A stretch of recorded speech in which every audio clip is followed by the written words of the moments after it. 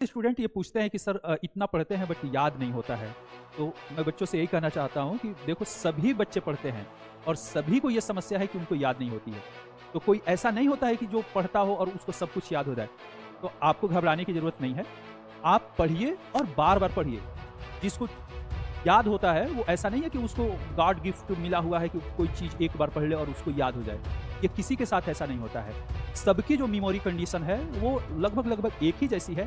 हाँ, ये बात दूसरी है कि कोई बहुत ही शार्प माइंड होते हैं जो 1 से 2 बार किसी चीज़ को पढ़ लेते हैं तो उसको वो याद हो जाता है। लेकिन जो थोड़ा-सा वीकर माइंड है, फिर भी उनको घबराने की ज़रूरत नहीं है। वो किसी भी चीज़ को 2 से 3 बार पढ़ लें, उनको याद हो जाए। ये साइंटिफिक प्रूफ हो चुका है कि दुनिया में 3 तरह के माइंड कैटेगरी के लोग होते हैं, जिनमें पहला जो है एक शार्प माइंड होता है, बहुत ही इंटेलिजेंट माइंड होता है, जो किसी चीज़ को 2 से 3 बार पढ़ ले, वो उसको हमेशा मेमोराइज़ हो जाता है।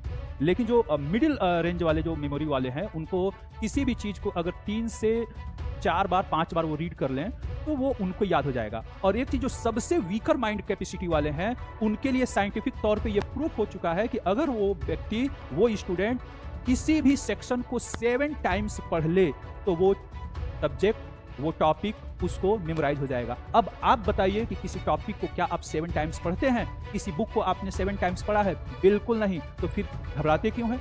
नहीं आ रहा, नहीं याद हो रहा है, कोई घबराने की ज़रूरत नहीं है। आप उसी टॉपिक को बार-बार रिवाइज़ करिए। जब लगे कि भूल रहे हैं, कहते हैं कि सर मुझे याद नहीं हो रहा है। मैं बच्चों से कहता हूँ कि जब आपको ये लगने लगे कि याद नहीं हो रहा है, आप उसको रिवाइज़ कर लीजिए। जब भी लगे कि ये टॉपिक भूल गए, आप उसको पढ़ लीजिए। यही एक शॉर्टकट तरीका है, नहीं तो बादाम खाने से या दवाइयाँ लेने से मेमोरी बढ़ने वाला नहीं है। आपको बार-बार अपने टॉपिक को रिवाइज़ करना होगा। यही सबसे बेस्ट ऑप्शन है किसी भी टॉपिक को ब्रेन में फिट करने का। मेडिकल ने यह प्रूव किया है कि जो हमारा ब्रेन है उसमें एक लेयर है। जैसे हम किसी चीज़ को एक बार पढ़ते हैं तो उसकी एक लेयर बनती है, लेकिन जब हम उसी चीज़ को 2 बार पढ़ते हैं तो इसकी लेयर जो है वो डार्क होने लगती है।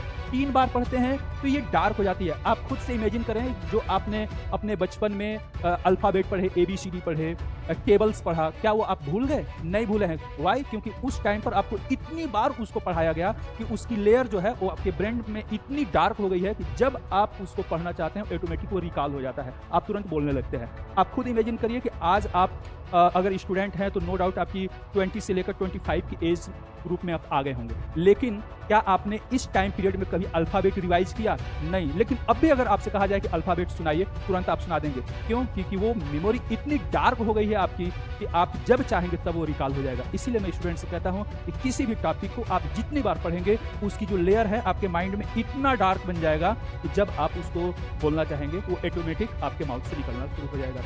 तो डियर स्टूडेंट, मेमोरी का कोई शॉर्टकट नहीं है। आप जितना हो सके रिवाइज़ करिए, पढ़िए।